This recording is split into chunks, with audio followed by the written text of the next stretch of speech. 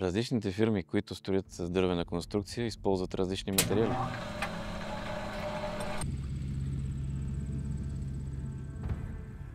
Избирайки фирма, обърнете внимание на материалите. Разликите в цените са в пъти, но има защо. Качественият дървен материал трябва да е сертифициран с точно определен клас на якост. Размерите му трябва да не бягат повече от милиметър по дължина на профила.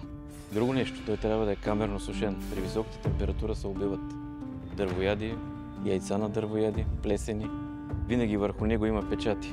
C24, GL24. Това е класът на якост на този материал.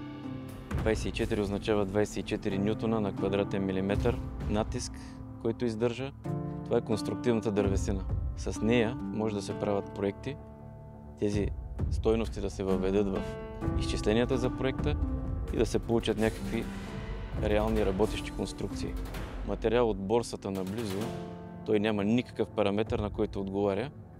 И най-много е C10, въпреки че и това не е сертифицирано. И като говорим за качество на материалите, искам да ви покажа малко разлики. Типична българска летва. Кора, дървояди, произволни размери. Ето е същата, с чепове, липса на прави ъгли, размери, които им дойде на акъла. Подобна летва, австрийска. Няма да ви казвам, че теглото е коренно различно. Дъски. Типични дъски, които всеки е виждал в българските складове. Дъска. Дъска с кората.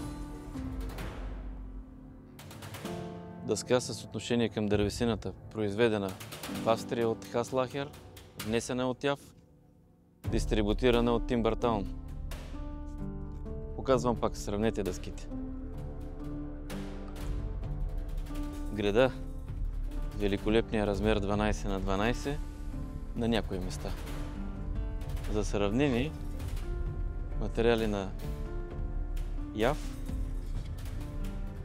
камерно сушена, калибрирана, с фаски, подобна дървесина, BSH, многослойно слепена, 13 метрова, с най-различни размери.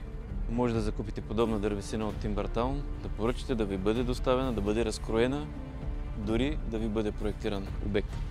Това са материалите, които ползваме в конструкциите на Екодом. КВХ, BSH, C24 дървесина, за да се постигне качество на строителството.